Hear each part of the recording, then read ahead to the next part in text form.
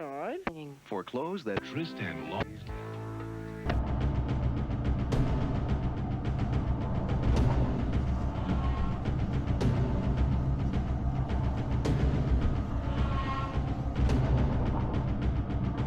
This inhuman place makes human monsters. Stephen King from The Shining. The Backrooms has been popular online for nearly 5 years now.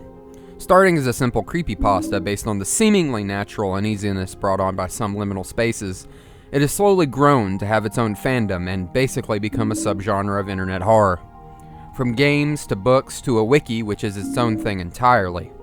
But we aren't going to talk about all of that today. Today, we're focusing on one version of the Backrooms by one specific creator, KanePixel. I hadn't watched his Backrooms videos until after watching The Oldest View, which you can find my videos on here linked in the description. Until this point, I'd kind of lumped them in with a lot of other Backrooms content, but I can say after watching them that I was wrong to do that. KanePixel's version of the Backrooms takes a very science fiction approach to the Backrooms, which harkens to Stranger Things, the early works of David Cronenberg, and so much more. But it is still its own thing, using techniques and storytelling methods that lend themselves to the place and platform the videos are hosted on, the internet and YouTube. Also, this video is coming out before the Backrooms movie releases, which Kane is working on with A24. That movie could bring a whole heap of changes to the lore or be its own self-contained story. We don't know yet. So, having said all that, I'd love to explore the world and lore of KanePixel's Backrooms with you. Today we'll discuss unwilling time travel, horrific mutations, corporate cover-ups, the mysterious plan of the man orchestrating everything from behind the scenes, and more. So let's pull on our hazmat suits, because today we're getting lost in the Backrooms. To start us off, I'd like to let you know we're going to mainly follow the perspective of Async, because I think it's interesting, and I think it gives this video a slightly different narrative than the actual videos that KanePixel released. With that in mind, we will be skipping the very first episode, The Backrooms Found Footage, until later. As I did with KanePixel's other series, The Oldest View, I recommend you go watch the Backrooms series, or at least the first handful of videos before watching this one, as there will be full spoilers throughout this video. I'll also be following the Backrooms playlist primarily, so if I miss something, that's why. And the dates marked for each episode in this video were taken from the descriptions of each individual Backrooms episode posted by KanePixel. These dates mark each episode's point in the universe's timeline and chronology, unless stated otherwise. We start off with... I describe this video as a sort of mood board of video to set the stage for the series from this point on. We see a number of images, all related to either the Backrooms or some type of scientific work. And then there's this. I don't know what this one is about. He's looking out there, but he has this typing posture and then is on this computer. It's just silly. Anyway, the next episode is when the story actually starts, titled, A creepy, robotic voice reads us out the information on Async, a research institute that has conducted a test with a device known as the Low Proximity Magnetic Distortion System. The vice director, Ivan Beck, states the intent for the test during a press conference, which is to create storage and residential services for the future. This is all setting the stage, but the specifics of this short video are also important for later dissection and theories. After this, we will establish another test is run, but this one ends with a successful connection established to the complex, aka the Backrooms. The low proximity magnetic distortion system somehow connects to the Backrooms through what are known as null zones, aka the places where the Backrooms intersect with our own reality. It's basically how people clip out of our world and into the Backrooms. The Backrooms is a sort of dimension that is near or runs alongside our own in some way. The energy that this connection and test produces is so powerful that it apparently causes an earthquake in California, known as the Loma Prieta earthquake of 1989, which is a real event that happened. This was originally told to the viewers by a link to this video in the description of First Contact, and was later removed. For what reason, I do not know. Let's pause on the KanePixel story and talk about what the Backrooms is generally, because it is important to have context for this whole series. Earlier I said that the Backrooms started as a creepypasta. So, what are the Backrooms? The Backrooms started as one of the many modern horror creations that come about because of internet and memes, like Slender Man or The Rake. And just like both of those, apparently the Backrooms started on 4chan.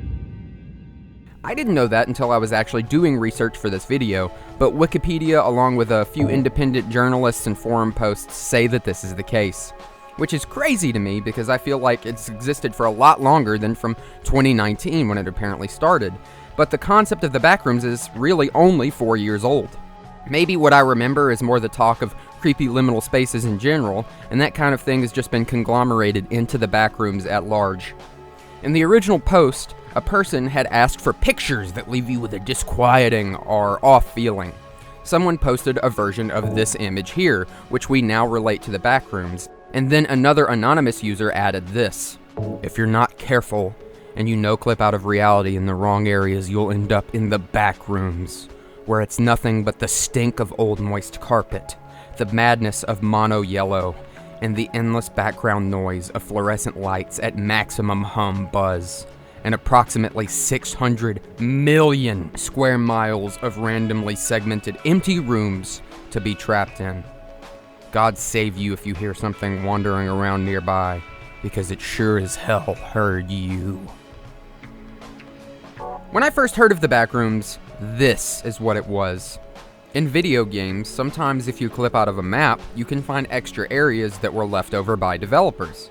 But imagine clipping out of reality and finding yourself in the leftover areas unused by God or whatever created our world, and you're just left there. Nobody's home, or someone is home, but you don't know what. That is the real-world origin of the idea of the Backrooms, and KanePixel's approximation runs close enough with the themes while adding its own twists and turns.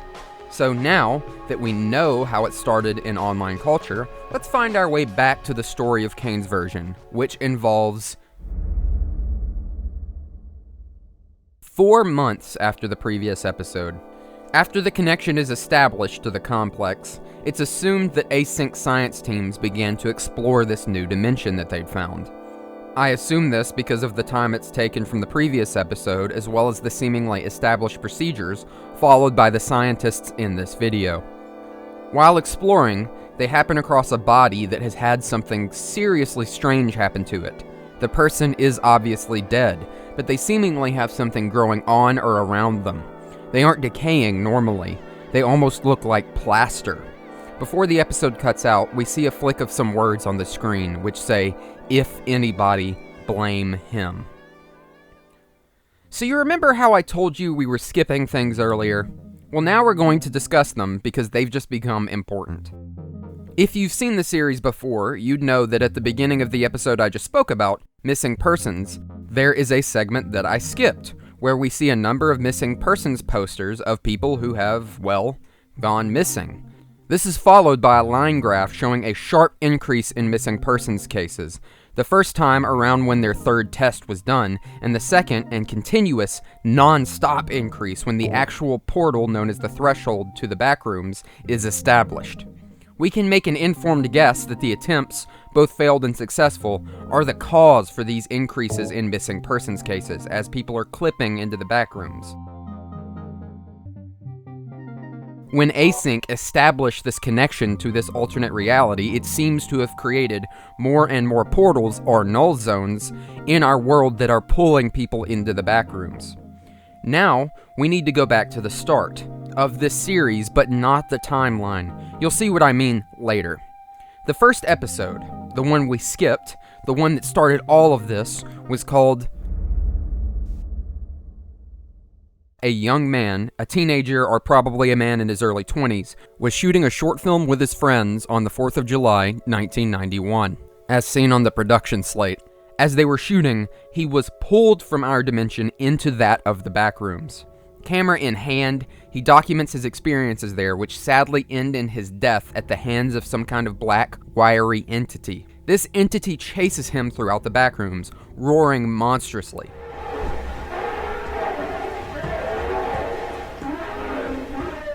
He's grabbed right before he can escape, though we as the audience see that from the camera falling, he wouldn't have really escaped death anyway. Strangely enough, the date in the description of the video is September 23rd, 1996. Why is that when we saw that the date on the clicker at the start was July 4th, 1991? Well, the Backroom Wiki's entry states that the date in question, September 23rd, 1996, is when the camera was found after landing on someone's property.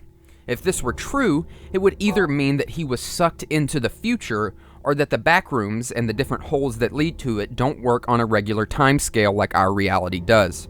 Or maybe even lead to specific points in time themselves. Imagine like the paintings from Super Mario 64, except instead of taking you to a very cute and wonderful location, they take you to an infinite hellscape of hallways and black, wiry, monstrous entities.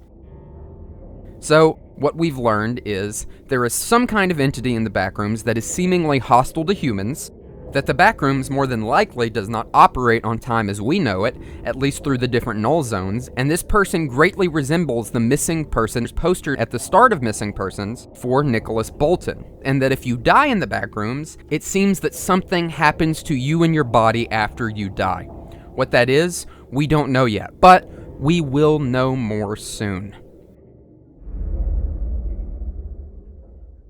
We start by learning that Async has a biomedical department. The scientist doing the autopsy theorizes that the dead person, more than likely Nicholas as I said earlier, died of malnutrition only 5 or so days ago. Though we know there are other possibilities. Maybe the monsters aggressively suck your nutrients from your body. His body looks even worse than before, almost as if it's made out of paper mache. As the conductor of the autopsy notes, certain parts of the body have stopped decaying, while others took on their natural course. Certain parts have been completely overtaken by what looks to be a fungus, but he decides it is actually a bacillus, a very common bacterium on Earth that is found not only in the human stomach, but in the top layers of Earth's soil. The man asks the nearby Dr. Beck, who seems to be observing the autopsy, "May I ask where this subject came from?" Meaning this is all pretty hush-hush if even the autopsy conductor does not know about this situation completely. The episode cuts to reveal it is being watched on a television, which then plays a number of different images along with audio referring to different parts of the series' past, present, and possibly future. It ends with an ominous red glow overlaid over the backrooms, which then turns into a sunset. This episode is important for a number of reasons, establishing the fact that people, dead or possibly otherwise, mutate within the backrooms, or something changes them, and that Ivan Beck is a big player behind the scenes, as this is the second time he's been mentioned. Welcome to the Project KV-31 Research and Development Team.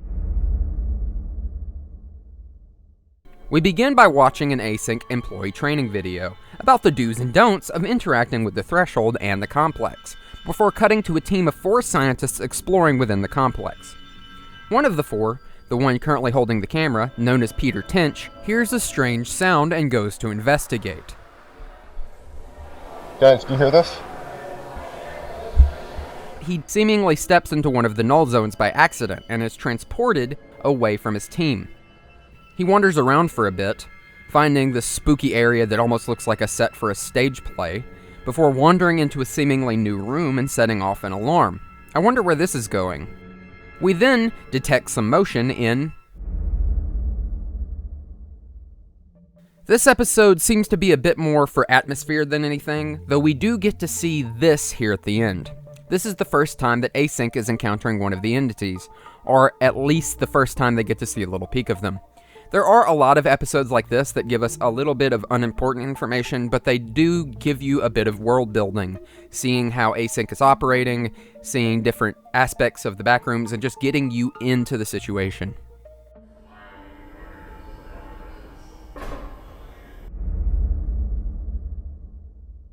A team of 4 scientists venture out into the complex. We see that they've been building within the backrooms, creating a sort of command center, for viewing and safety reasons more than likely. This does look very familiar, doesn't it? On one of their expeditions, they encounter a room with a series of holes. When one of them, named Mark, crosses to the door over the holes, he seemingly finds something amazing, and he asks the cameraman to come over and see it with him. Marvin, get the camera over here. Across? Fine, just hurry. The cameraman, Marvin, does his best to get across, but slips and falls into one of the holes. Now we see why it's called Pitfalls. This is Editing Ghosts here, and I just wanted to say that Kane really likes to have people fall in his works, and it makes me wonder if he has like a fear of heights or something like that. Anyway, that's all. Yeah, back to the video. While in this hole, he hears what sounds like a person yelling and calling out for help. What was that? What was what? I think there's somebody down here. What? I hear yelling. Like, a person is yelling. Some of it makes sense, and some of it sounds like incoherent nonsense, almost like a tape is being sped up. Despite his team asking him not to, and us as the viewers also feeling unsure, he goes to investigate. What are you doing? I'm trying to find them. I know how to get back. It's fine. Keep us posted. As he moves towards the sound, he finds a recreation of a suburban city, streetlights, foliage, sky, and all. The voice continues to call out, so he continues forward until he reaches a house at the end of this faux street. The lights are on in the house, which means somebody must be home. Again, he hears that voice calling from within. Can you hear me? He enters, and it's not right. He goes deeper into the house, and I do mean deeper. Look at how long this hallway is. This is a nice little reminder that even though this looks normal, we are still in the backrooms. And we get a full-blown shotgun blast of a reminder when he enters this room, which looks like a weird dungeon. And then, again, here's that voice.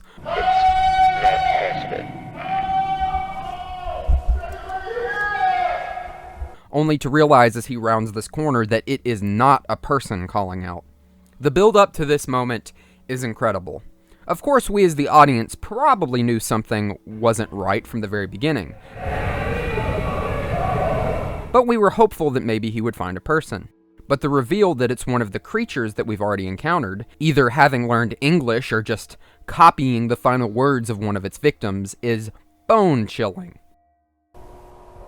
Marvin, That's not a person. what is that? That is not a fucking person! What? Marvin, talk to me. What do you see? What's going on? Talk to us. What's happening?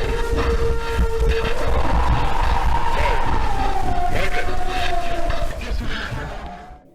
Since this is YouTube, I can imagine that some people started this series with this episode, and I can only imagine how intense this moment would have been for a new viewer. Yes, it is basically a spooky stickman, but the fact that you can barely see it, our perspective character becomes so obviously frightened and begins to run, especially because it is right behind him the entire time just screaming, whether just getting louder or closer, we also don't know. The noise just sounds so close, but he never turns around, which I think is kind of smart. Marvin does manage to escape, and when he gets back to where he started, he can still hear it screaming. It's gonna take a moment. Grab it hold it. Him and his team get back and they report their findings to HQ. The team make it back, relatively unscathed, at least physically. Their footage and audio is reviewed by Async higher-ups. Another scientist walks around in a way that says, "I'm very important," and then makes very serious phone calls. They put a wooden wall up to block the area off where those holes are, which, I mean, doesn't look like it'd do much to protect them, but it's better than nothing, I guess. And seemingly build a reinforced viewing panel facing also in the direction of that area, so that's good. Good to see that they're at least trying to take one strong safety measure. That'll come off really well in there. In this video, we get to see a bit more of what Async plans to do with the backrooms, aka the complex, which they are calling A-Space in this product video. They advertise it as storage residential spaces, workspaces, and much more, even seemingly pushing the idea that it could offset the negative effects that humans have on our Earth with global warming. What's a few people disappearing into a terrifying alternate dimension if we save the planet, right? Or at least that's what Async thinks. At the same time, they are giving what seems to be a Department of Energy higher-up a tour and behind-the-scenes look at the project.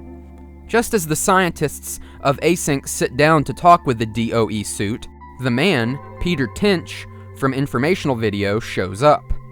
This confirms that he wasn't actually teleported away from his team, but ahead of them in time.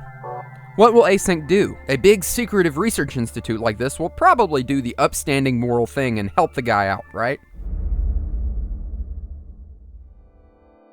We hear a man named Clyde making a phone call to Ivan Beck, who we know is the vice director and possibly the lead of Project KV-31.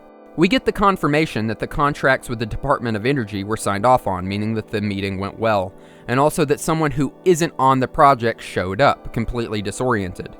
We know this person to be Peter Tinch, who it seems Async has tried to basically erase, based on the fact that Clyde, whether new or otherwise, has no idea who he is, and when the call ends, it is seemingly confirmed by an image in the background that Async had faked Peter's death to the public in a fake car crash.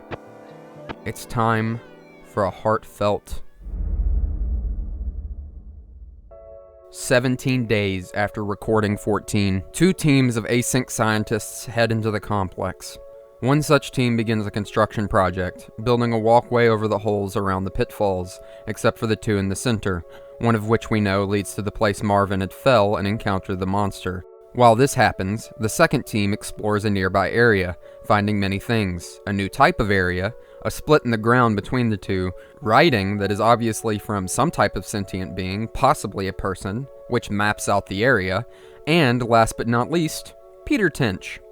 Peter ambushes them and grabs Mark's shotgun, and to everyone's surprise, he is still alive, showing that they had, in fact, accepted him as dead based on Async's word. He finds out that they had faked his death. They did. They took my life from me, Marv. Everyone thinks I'm fucking dead. My wife and children think I'm dead. Can you please put down the gun? Barbara, just tell me. Did they hold a funeral? Yes. And Mark, for some reason, decides to radio command to ask for armed support, saying that Peter is a hostile. 14C, my team and I are being held at gunpoint by a hostile. This leads to Peter shooting Mark, and Async has to do some... Peter seems to escape.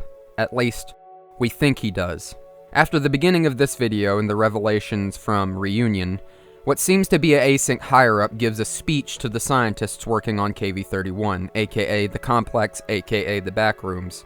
It's been a stressful 15 hours for all of us here, and while he cannot currently be with us, Dr. Beck sends his apologies regarding the numerous inconveniences caused by our decision to keep you here overnight. The man sounds incredibly well-versed in corporate PR nonsense and keeps his cool all throughout, despite how serious these matters are. In this speech, the Async representative breaks down the events that occurred in regards to Peter Tinch, from the trip into the backrooms in which he disappeared all the way to his escape the previous night. When Peter appeared in their forward operating base nearly 2 months later, they took him in to run some tests. Following this discovery, Tinch was moved to a secure room on this floor, where over the following days, a select group of doctors were able to administer a panel of tests in order to determine what had happened to Peter in the 2 months he'd been gone. To Peter, he'd only been missing for a few hours, but to the outside world in Async, it had been 2 months. He seemed healthy and normal, all things considered, says this higher-up. They say that they were working to reintegrate Peter, which was difficult because they had covered up his death with a car crash. Understood this and was willing to cooperate while we looked for a way to reintegrate him without raising suspicion. Unfortunately, though, that process ended up taking quite a bit longer than we had anticipated. And all the while, Peter was sucked out here, waiting idly by. But apparently, he began to exhibit signs of sudden onset schizophrenia. At the end of week 2, we noticed that he was starting to exhibit a number of behaviors common in patients diagnosed with paranoid schizophrenia. If this async representative is to be believed, he suddenly thought that this async research facility and the people around him were an illusion created by the Backrooms, and that they were all out to get him. They don't show any evidence of this, but it is a likely story, maybe? So somehow, again without evidence, they show that he managed to escape from them, despite all of their protocol, back into the complex. He then hid there for 3 days before encountering Marvin and Mark's team, shooting Mark and escaping again. This is where things get even more interesting. The async representative claims that Peter escaped the Institute, ran off into the nearby woods, and fell, hitting his head on a rock and dying from the sudden concussive blow. As the KanePixel's Backrooms wiki points out, they had a lot of footage of Peter, but seemingly did not show footage of him running into these woods despite showing off so much other footage. He ends the speech off saying that What we're doing here is so much bigger than any one person. and that they're going to keep on with the project and that Peter was a good scientist. And then we cut to see 5 different images flashing in quick succession. But we hold on to the pre-established notion that Peter is and has been deceased. That is done, and there is nothing more to be extracted. 1, a boardroom with distorted-looking people, possibly a drawing of the meeting that we just heard in this video. 2nd, a man facing a large flash of green energy. Wow. And 3rd, what seems to be a cluttered bedroom. Then, the 4th and 5th images are of a man running into a city. Me and most people believe that this is Peter Tinch, having actually escaped. We then cut to a phone, eerily ringing as ambient noise plays in the background of what seems to be an empty house. This is where we are, at least as far as async is concerned, in what I'll call the main time frame of the story. This is the last Backrooms video that has been released thus far, starting with found footage and ending with damage control, showing Peter's apparent, and I say apparent, death, because we don't really know. We do have more to cover. We actually have to go back, or forward if you're going by the in-universe timeline rather than the upload date. Again, time shenanigans. Because, as I said before, I've skipped some things so we could present the async storyline as linearly as possible. But before we go back, let's go ahead and establish my thoughts on what we've seen so far. I do not believe that Peter Tinch is dead, at least the way that they said that he's dead. Based on those clips that we saw, being similar to the other of Peter Tinch, I believe that he escaped into the city and seeing the phone at the end possibly called someone, maybe even his wife or his home. I also find it hard to believe any of the other parts of Async's story, especially considering it is all this man's word with no evidence. Yes, they do show Peter escape, but they don't show any of the evidence of them trying to get him back into society. They don't try to show any of him in containment or the interviews with him. They just show him escaping, and they don't even show the footage of him running into the woods. I think the series does a good job of showing us things when they're important, and a lot of the things that this HR representative for Async said are not shown. How do we know they were actually trying to reintegrate him? How do we know he so easily escaped into the Backrooms just on their word? From my perspective, it seems like it would be a lot easier for Async to just let him accidentally get back into the Backrooms and just disappear. I also find it hard to believe the sudden onset of schizophrenic symptoms they claimed he had, especially considering when he encountered Marvin and Mark's team, he didn't really say anything overly crazy, just reality. Yes, he was very frantic, but he had been in the Backrooms for 3 days and had to deal with the reality that his death had been faked.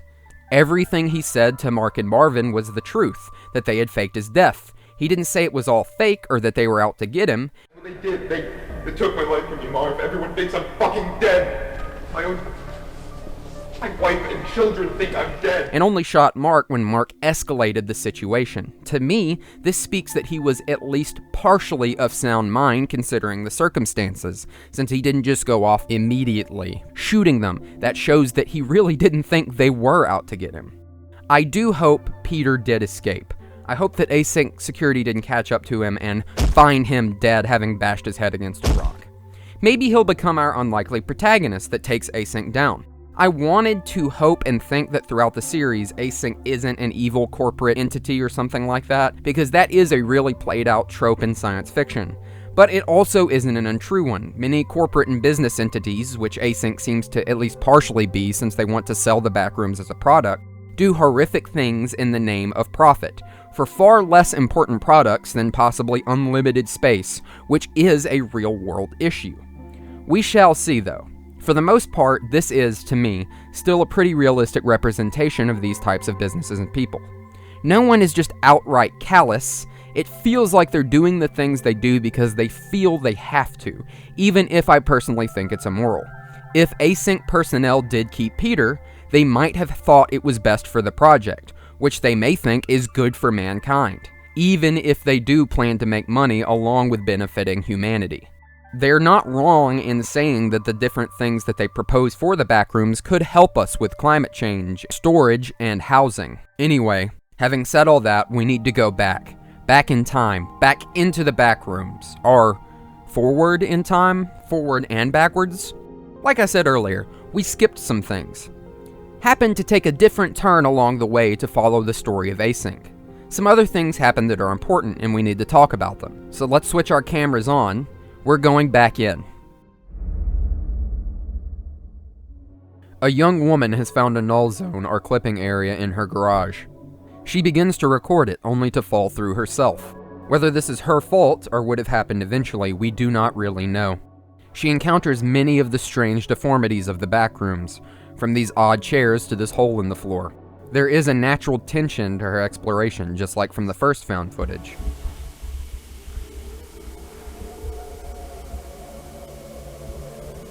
You never know what is going to happen. It keeps you on edge. In my notes, I compared this to Paranormal Activity, because in those movies and a lot of modern horror cinema, you usually have to wait 2 hours for a payoff. Not only does this video have well done and consistent tension building, it also has a satisfying payoff in only 13 minutes, and that really is something that I have to give everything by KanePixel's credit for. She continues to explore, hearing distant noises.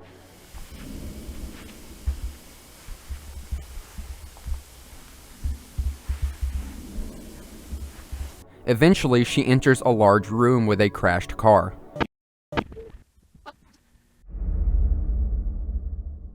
A car, driving down what seems to be an interstate, just disappears, swerving as if the driver sees something before they disappear. A commenter on the video, FrickitWeeBall, notes that the video's title translates to the yellow wallpaper in the ISBN book code.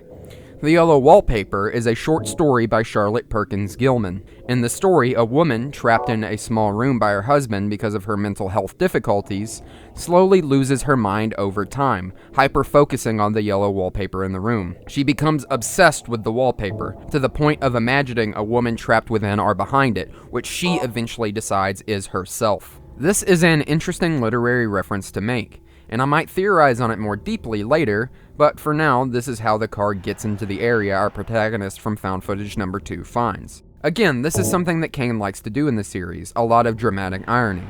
From this to the contents of recording 14 before reunion, finding out that Peter has had his death faked, and so much more, dramatic irony is a great tool to create suspense, and KanePixel uses it well in this series. Now, back to found footage number 2. Our unwitting protagonist approaches the car, seeing that it is coated in a sort of black soot. Whether this is from the car burning up or something else, we don't really know. I'm going to lean towards the car burning up. She goes to the nearby door-shaped hole in the wall, which has a black handprint next to it. She explores with the small light of her camera, eventually popping into a room covered in those tendril-like growths we'd seen coming from Nicholas's body. She looks throughout the room, confused as it is so different from the rest of the places she's been in so many ways, only for some of the tendrils to move, either calling out or yelling at her. She, of course, runs, as we the viewers have realized that this is one of our tendrily monster friends.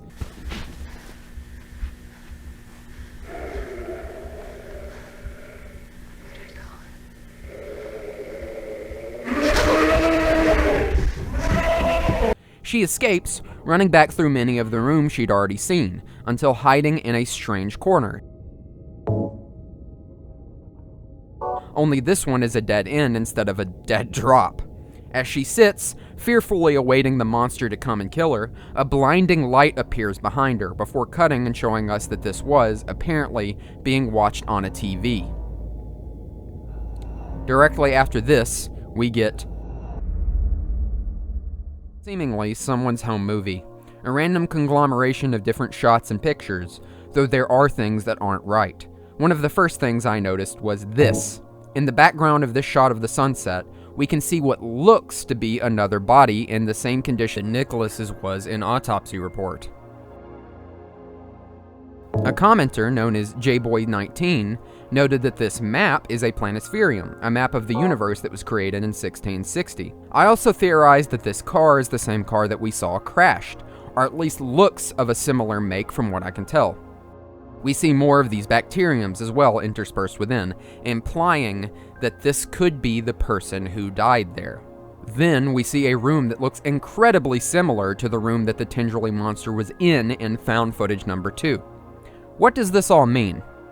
Considering we see another body in the background here, I imagine that this video was by the person who died in that car, and that the backrooms, in a sense, stores people's memories when they die as data almost, physically transforming the space from their memories, different rooms and places that they had been and things like that. Recreates them as it does other things from our world, or something of that type. When you die there, you become one of these creatures, and your memories are absorbed, becoming part of the architecture. That would make some of these areas, this street that we saw in Pitfalls, this strange stage play-like area, make more sense. This modified bacteria might act as a sort of organic processor, taking people's memories and their bodies and using them as a sort of blueprint. It then takes this organic data and imperfectly combines it with the backrooms. If that were the case, we could see the backrooms as almost like a giant bioorganic hard drive, an amalgamation of different human consciousnesses. I also had the thought that the backrooms, also known as the complex, in KanePixel's version at least, is an entity itself. It isn't just an alternate dimension, but a sort of living being that is simultaneously a place. Some people like to think that Earth is a living being itself. Why not living in the typical sense that we think of life? It does sustain life. It has different systems, just like we do. Different things live within it. A system of beings that form an order within it that we dictate as life, like how we have cells and things. The backrooms could be something similar. Like, what if that bacterium, that modified Hay bacillus, is all over it? What if it is made up of them?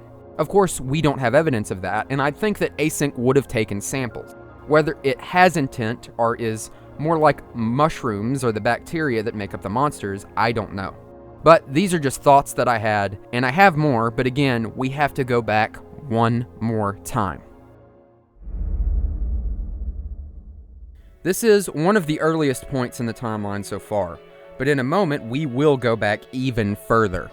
This video seems to show a progenitor of the low proximity magnetic distortion system, a test that at least fires off. This test is overseen by one Philip R. Heyman, who I don't believe we've seen at this point. Now, time to go back 10 years earlier. We hear an address being given by what is assumed to be a US government figure, talking about the government's relationship with Soviet Russia. As we look to a few beautiful landscapes, we then cut to a meter that's reading off some type of growing energy, a flash very similar to what we saw when the Backrooms portal was established, followed by a red overload button that then cuts into papers on a wall as something happens off screen, a splashing of that same green light that we saw from earlier, more than likely a project being worked on by Ivan Beck, as the words on the page delineate. This is one of the bigger pieces to the puzzle that I've been working towards, and will play a part in a lot of my theorization from this point on. We have one last stop, though. I Remember is a short unlisted video, no longer on the playlist for the Backrooms, but interesting all the same. It almost seems like someone reciting a poem about things fading in on themselves. I think this is a pretty haunting piece, and recommend that you check it out. Like most everything else, I'll link it in the description. So we've gone through the whole series. We've looked at everything that I think we need to. What are my thoughts and theories on the Backrooms by KanePixels? What is the future of the series, and what does this all mean? What is the underlying story and plot? Well, I have a lot of thoughts, so I want to start back at the beginning. The actual beginning, 1972. The episode Overflow is the earliest date on the timeline and implies Ivan Beck doing an experiment that would eventually lead to the creation of the low proximity magnetic distortion system. The result is different than what we've seen so far, giving off the iconic yellow energy that establishes the connection to the backrooms as we've seen, but also putting off the mysterious green energy that we've seen in different parts as well. We know the yellow energy or light to be the byproduct of the low proximity magnetic distortion system when it creates the threshold to the backrooms. This green light, however, has appeared many times without a concrete purpose to this point. This not only creates a greater mystery around Ivan, but also this energy, and has led me to a few different lines of thinking for this moment in the timeline. This was possibly the moment that Ivan Beck established a connection to the backrooms for the first time. Ivan Beck has been a background character in the series, but an important one, being not only the vice director of Async, Ivan Beck, vice director of the Async Foundation, described the intention, but also seemingly the leader on Project KV-31, and mentioned consistently throughout the entire series. Mr. Beck. Ivan Beck. Dr. Baxton. We know from as far back as the third test that his knowledge of the backrooms is greater than it should be, as he knows that it could offer humanity unlimited storage space. This program is granted sufficient backing from the United States government will offer a solution to all current and future storage and residential needs and save billions of dollars on property construction and management. Which someone would only understand if they had intimate knowledge of the backrooms. How he has this knowledge, we don't know. Is Overflow him accidentally creating the backrooms? Did he send himself there or see it? Did he somehow contact himself in the future or another dimension? I thought that a possibility because of this single frame from Damage Control, showing what looks to be an older man encountering that green energy. I truly don't know, but Ivan knows more about the backrooms than the series has let on to this point, and this moment seems to be an incredibly important one. If we go off the opening and ending, the world has possibly changed after this test in 1972, as the sky from the start is mirrored at the end. The backrooms could be an imperfect copy of our own, though this would lean more towards the world of the backrooms is a simulation theory, and I don't enjoy that very much myself, at least not at face value. More on that later. So, Ivan Beck has known about the backrooms for a while. How long, we don't really know, but he's had some way to gain an understanding of it by 1988, aka the third test. This understanding is that it could offer storage solutions for the future, which means he knows of its twisting and never-ending nature. This is all for certain. Knowing what we know about the mutated bacteria within the backrooms, it's possible that his experiments somehow created it, or at least that he established a connection to it in some way to give him this understanding of the dimension. As I mentioned earlier, I believe there's many things the backrooms itself truly could be. There's the cut and dry idea that it's simply an alternate dimension similar to our own, but in ways that we find bizarre or unnerving. But that's no fun.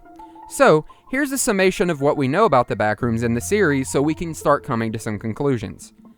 It is potentially an unlimited space. It's made up of different types of space that look similar to places within our own world. That it connects to our own world through portals known as null zones that are invisible but intersect and pull you or drop you into the backrooms. These null zones do not follow time as we know it, bringing people in from certain points and taking them out in others.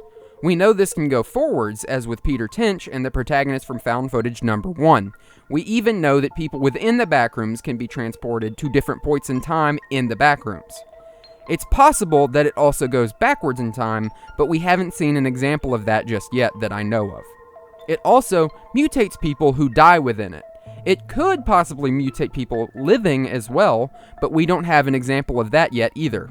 The monsters that it creates are black, oily, and tendril-like, and can speak or at least mimic English, and are seemingly incredibly aggressive. These monsters are more than likely made up of Hay bacillus, a common bacterium that is found on Earth in the human gut, but also in certain layers of Earth's soil. When someone dies, their body is seemingly mutated by this bacterium, which not only transforms them into one of these monsters, but seemingly can also change the landscape of the backrooms itself to fit their memories. This green energy, or light, is seen throughout the backrooms at different points, but we don't know exactly what it is yet.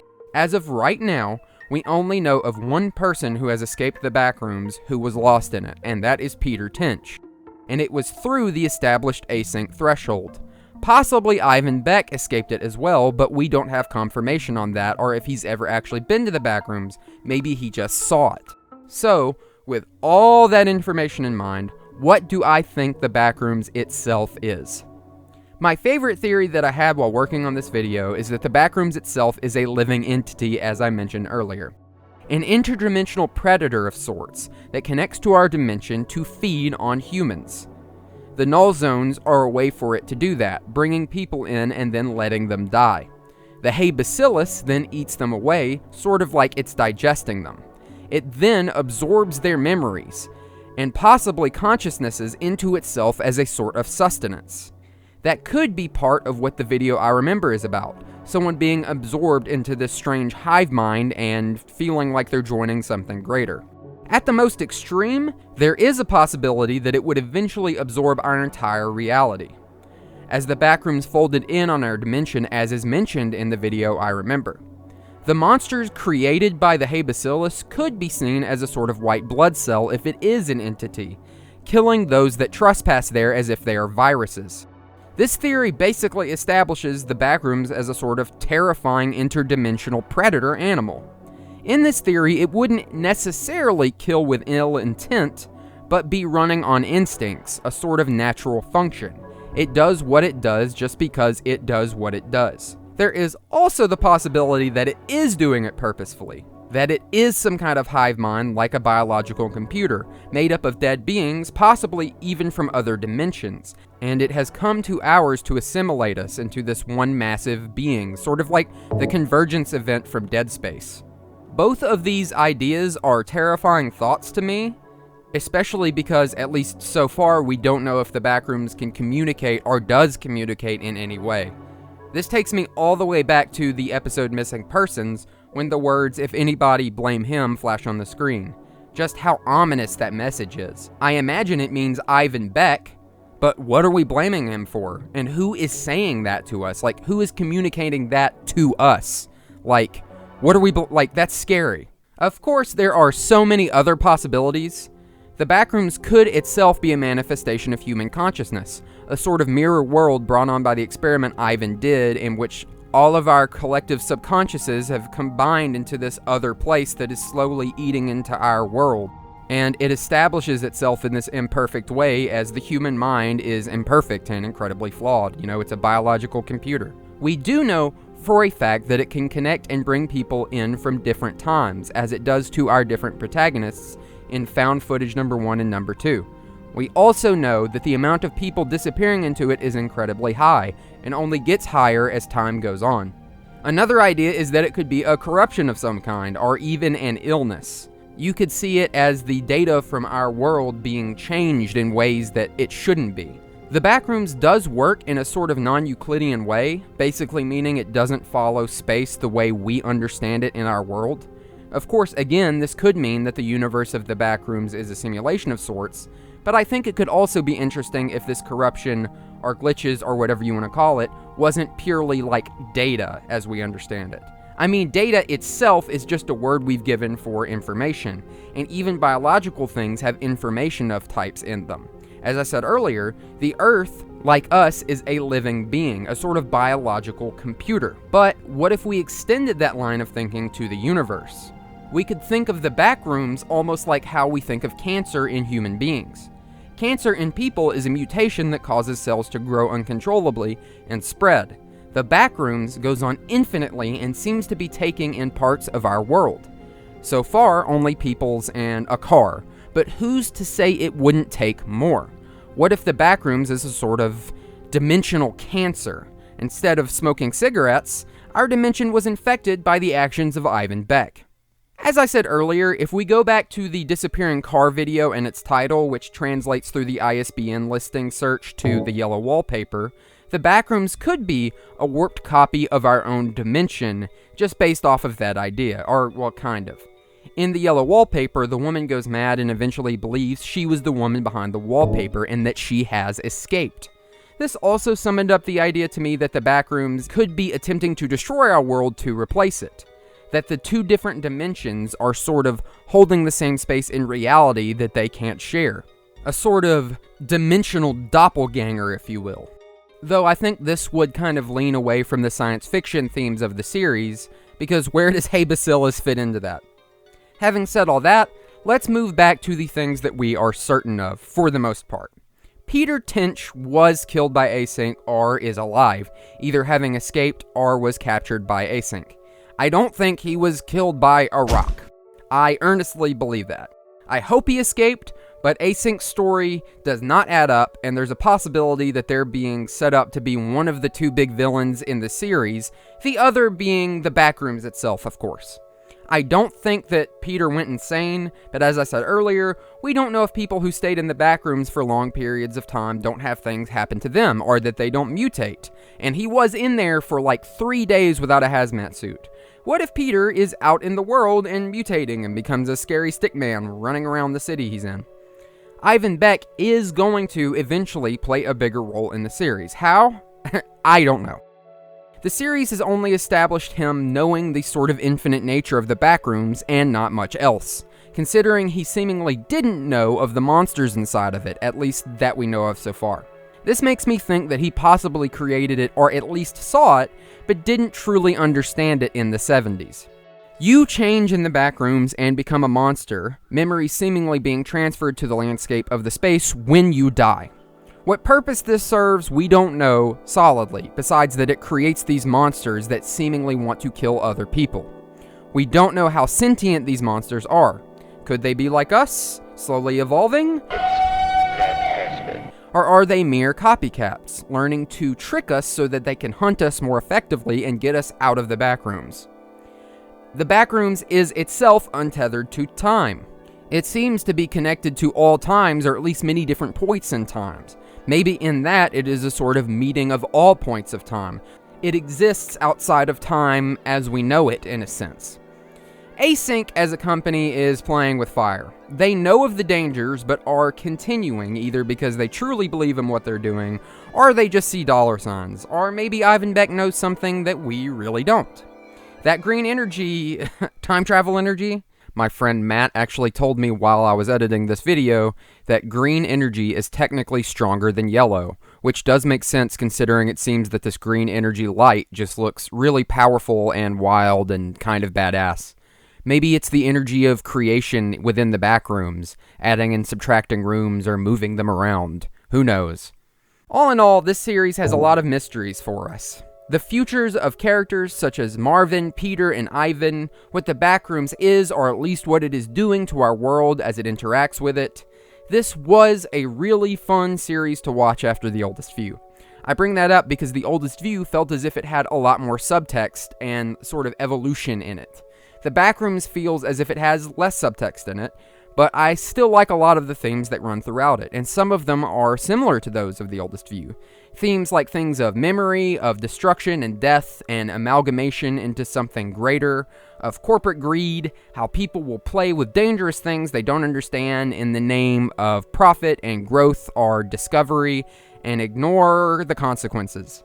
And, like The Oldest View, he used a lot of different techniques from straight-up found footage, filming to third-person type views, and watching the series through televisions as a sort of unseen eye.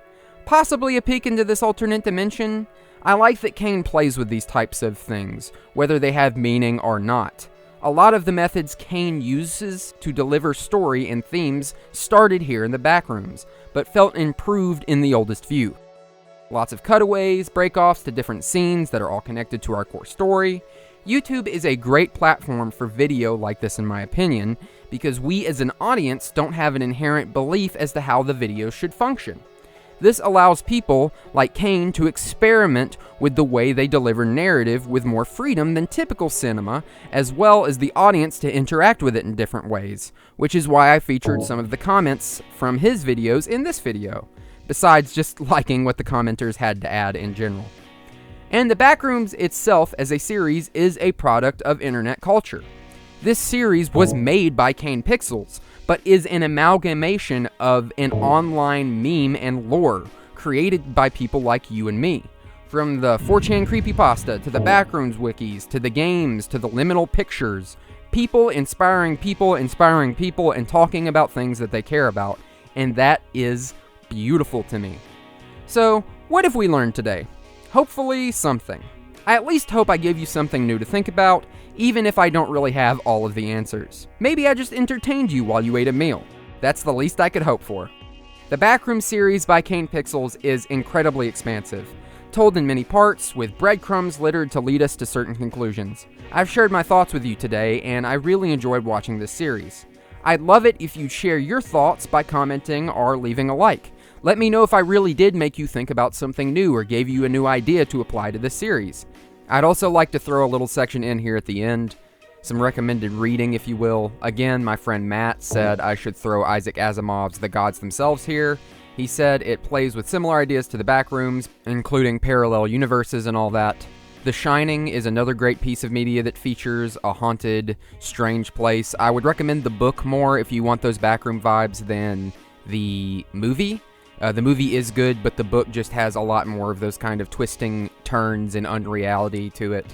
House of Leaves, though I haven't read it, it has sat on my shelf for years, is apparently one of the greatest horror books of all time, and has a similar winding story and narrative structure to The Backrooms. Basically Remedy games in general, but specifically Alan Wake Control and Alan Wake 2. All of these games feature like strange dimensions and monsters, and non-Euclidean geometry, as well as time travel, mindfuck, and like Lovecraftian monsters and things like that. It's really good. And also, of course, Silent Hill, just the whole series of Silent Hill. Silent Hill is kind of like the Backrooms video games before the Backrooms. They're a lot more psychological, and they're definitely a lot clunkier than a lot of modern horror games, but they are fantastic. The whole Silent Hill series, even the bad ones, have something good about them. I might make a video about that in the future. And a quick few others, because this video is already really long. I mentioned Stranger Things and the works of David Cronenberg at the start, Dead Space as well, Cabin in the Woods, and of course the works of H.P. Lovecraft. If you have a recommendation for something that has these Backrooms vibes, the Oldest View vibes, please throw them down in the comments below. I'm sure other people would love to see your recommendations. I know I would, and thank you. And KanePixels, if you're watching this, hi, I really enjoy your work and I look forward to the Backrooms movie. Also, MattPat, if you're watching this, give me a shout out. And last but not least, I'd like to thank my friends and family for supporting me. This has been my best year on YouTube yet in my nearly 30 years of living. My friend Matt for translating Joo-hee Yoon into Korean for me and telling me about energy wavelengths. My friend Philip and Daniel for being my watchers. They watch my videos and read over my scripts with me, and they really do help me. They give me new ideas. KanePixels for making such a fantastic horror series. My grandmother for being such a strong person who has helped me in my life. My grandfather, God rest his soul. And you guys. If it weren't for viewers like you, 2023 would not have been my best year on YouTube in my entire life. So I want to give you a heartfelt thank you. Anyway, I'm GhostsOnHoliday, and remember, where the body... fuck.